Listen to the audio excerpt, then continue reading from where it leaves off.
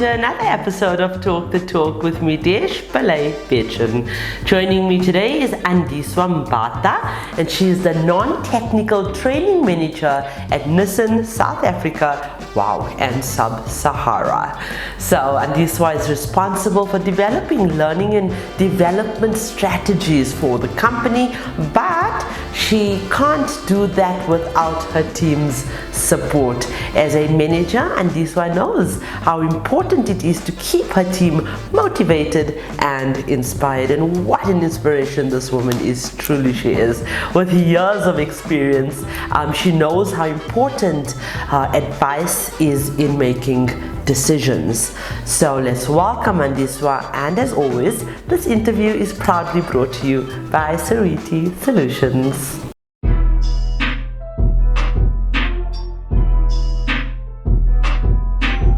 Hello, Andiswa. Hello, Desh. Oh my gosh, you are so amazing. I'm not going to say why, but you were referred to us by one of the nominees for this year's awards. You have been nominated for next year's awards. Can you believe it, guys? We are already working on 2023 nominations. We have so many thousands of nominations, but I mean, it's such a beautiful movement to be a part of. So thank you so much for even volunteering your voice before we even get to your part of the limelight. This is what we need. This is what we need. We need powerful voices like yours to help us, to encourage us, and to just continue this movement we started. So thank you so much for that. Thank you, Dish. Thank you for the invite. I'm really grateful to be here. Okay, so Andiswa, let's start off by your journey in motoring South Africa. So my journey started almost 10 years ago. I was recruited as a training graduate by Renault South Africa. I worked in the training department, which falls under the HR department, and that's where I really got my stripes. Okay. And I was fortunate enough to launch really, really great brands under the Renault badge, such as Duster and the Clio 4, which we know today very well loved in South Africa. After that, I moved over to Nissan, where I worked in the regional Sub-Sahara office as a training coordinator and material developer.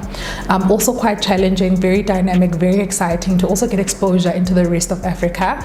That was quite exciting. I had a stint in the banking industry, a little bit of HR, because I did want to grow my knowledge in the HR sector as well. And then I moved back to Nissan as now a non-technical training manager looking after South Africa and Sub-Sahara. So colorful, isn't it? Very. Andiswa, wow, that is really inspiring. You seem like a woman that just wants to propel not just yourself, but being in a training position, other people forward. And what a fulfilling, not job, what a fulfilling task. Yes. Task is also very job-like. So let's say what a fulfilling purpose we have, right? Yes. So what is your opinion about our movements in terms of MOT and in terms of Talk the Talk, a platform where we educate? So in South Africa particularly, I think there's quite interesting things that come about when we look at our country's inequalities, when we look at how even the top 40 JSE companies, only one female CEO, and only 22%. I'll be there soon. Very soon, please, please rise up, you know, and only 22% of those are executives. And that trajectory is taken aback a little bit due to COVID, the rate of unemployment since COVID. So although it's important for us to, you know, still continue to advocate for transformation and diversity and inclusion, it is much, much more important for us to also build our own tables, where we are able to take control of our own narratives, where we are able to celebrate ourselves and really share amongst ourselves and create a circle of sisterhood, where we are able to leverage off of our skills and uplift each other. It's also very important for young female development. Males always have a role model to look up to. So it's important for women also who are coming up to see that there are successful women in the industry. So it's very important for us to take charge of our own narratives, and instead of sitting at the tables and asking for a voice for us to start creating our own tables. I love that. So that's why I think these initiatives are so important, particularly for South Africa. And also looking at the stint of GBV, we're able to have those critical and honest conversations about where our country is going and advocate for ourselves in those safe spaces. Wow, that's amazing. Thank you for bringing the GBV into it. I'm a survivor of GBV, suicide and rape, gang rape. So this is one of the platforms that I'm using to educate and empower victims of these horrible circumstances that they now have to face after being raped or in situations of GBV. So thank you. It's not often that I get to bring that up here, but thank you for highlighting that. It's very important. And I must also say, you talked about us building our tables. That's also a conversation that I've never had, despite the fact that I've interviewed 500 plus people. It's always what we can bring to the table. That's literally what we always talk about. That is the narrative. But having said that, you talked about us building these tables, and anyone that has built anything knows there is no perfect way to do it. So it is so important that we understand there's going to be trials. Tribulations definitely, but there's going to be trials. Why do you think women actually do well in the motoring trade? We fully embrace the transformation, inclusion, and diversity in the automotive sector, but any organization that is unbalanced in terms of gender and has a very high ratio of male to females definitely lends itself to being unsuccessful. Women also bring a unique perspective to problem solving in the organization. I mean, when we talk about our South African population, we're looking at just nearly 60% of the population is female. So if you don't have female voices in your team, you're definitely neglecting a whole segment of customers that you could be selling to. The important part for us to also remember is that women also advocate for other women, and there's problems that only women are able to see or only advocate for in the workplace. An interesting stat was that almost 47% of women who are involved in car accidents are actually more adversely impacted than the men. And the reason for that is that the crash tests are done on the male physique. Wow. I did not They're done on the male that. physique. So things like that are something that we don't openly talk about. The biases that we face in artificial intelligence because of our gender, those are things that women are able to raise the voice about, talk about, and actually advocate for change. Also, because women are participants in the organization, we're able to also talk about things like gender pay discrepancies, where women are earning almost 75 rand to every 100 rand that a man earns, even though we are doing the same amount of work. So we can talk about inclusion, we can talk about diversity. Equity is also very important. So that's why we need to make sure that we are using our voices to create the change in the industry. Wow, thanks for bringing that stat to me. Had absolutely no idea that these tests are not being conducted in the female physique.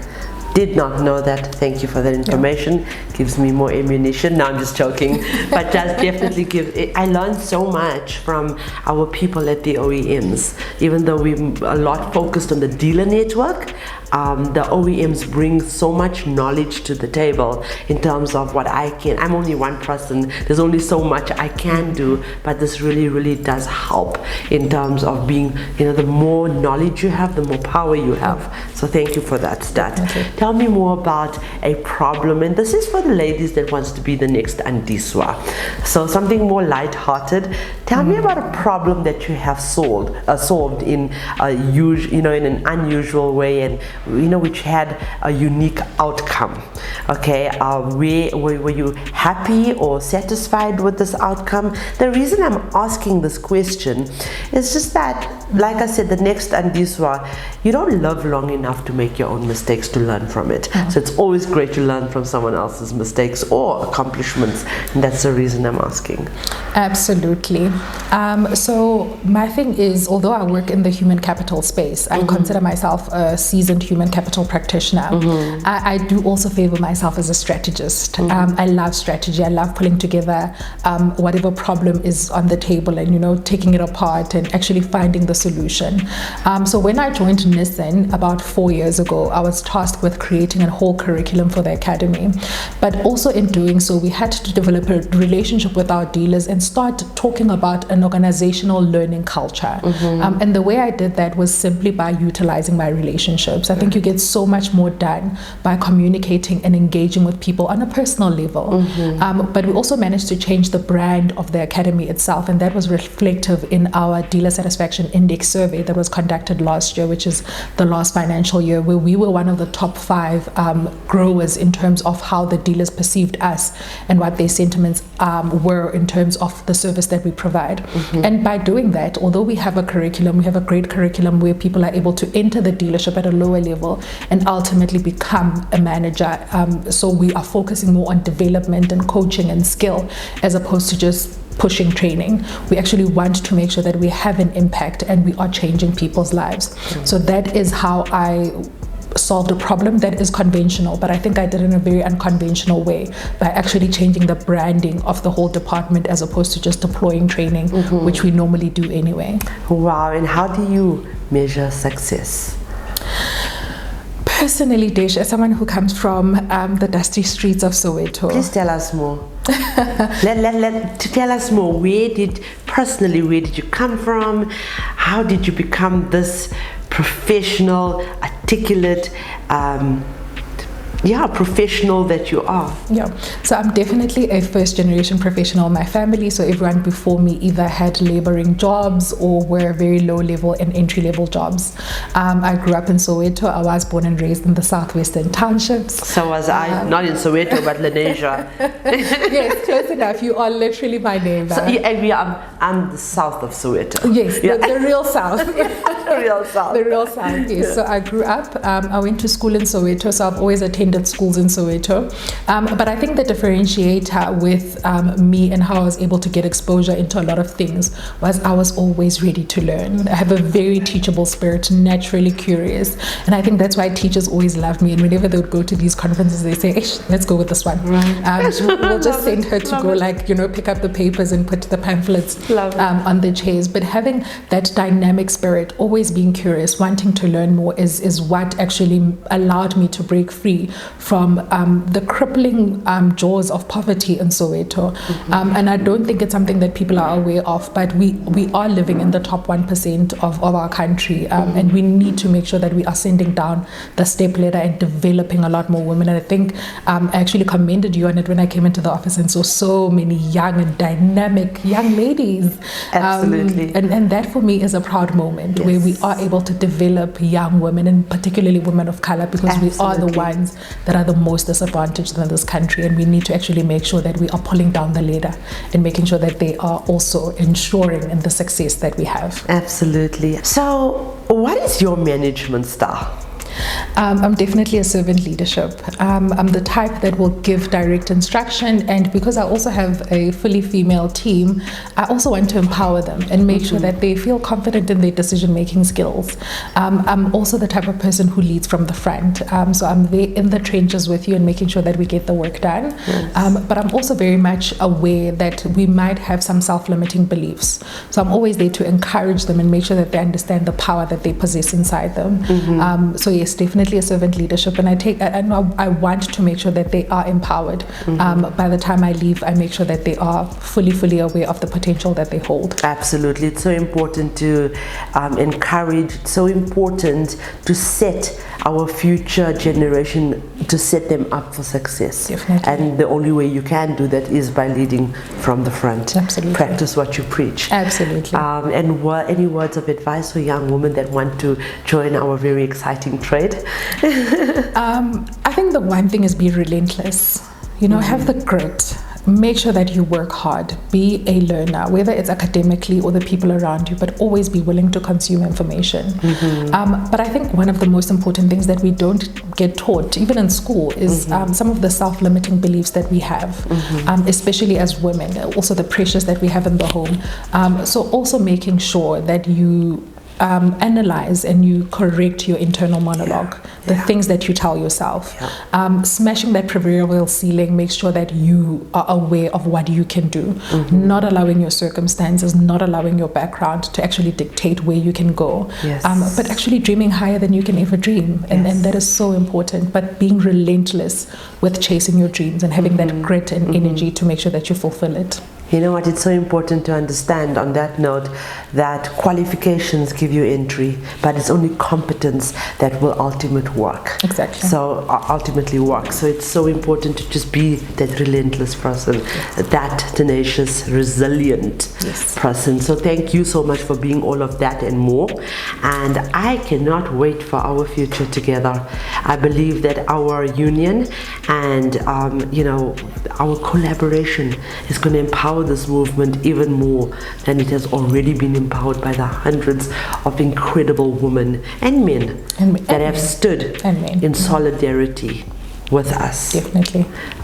It's going to empower it more. So thank you so much. Absolutely. Thank you so much for the opportunity, Dish. Really appreciate it. You're welcome, Andiswa. And thank you, viewers. Thank you for watching, commenting, and sharing our interviews and content. Our non-profit companies, the Motoring Woman of the Year Awards, which is powered by MFC and EVO by Nedbank, and the Talk Studios, powered by Sariti Solutions, are aimed at recognizing and celebrating the women of motoring South Africa. We are not just telling stories, we are changing lives. Together, we aim to empower and uplift the women of our trade. For those of you that are searching for your new ride, please visit www.auto.evo.africa. We have thousands of vehicles on sale for you to choose from, and we only advertise on behalf of reliable and trustworthy MFC accredited dealerships. This car listing portal is incredibly user-friendly, and you can also find vehicle reviews and car maintenance tips and advice, all courtesy of Talk Studios. Ladies, in light of what Andiswa and I were talking about, I think it's suitable to bring up the topic of risk taking. It is so, and relentlessness, resilience, but risk taking. No risk, no gain, right? So today I would like to encourage you to take risks. When you think about the things that you will regret when you're 80, they're almost always the things that you did not do. That's if we live to 80, we pray we do, amen. We live to 80, maybe 103 like I always say, but they're acts of omission. Very rarely are you going to regret something that you did that failed and didn't work. So take that leap of faith, push yourself, and always remember that the question should never be who's going to let me. It should always be who's going to stop me.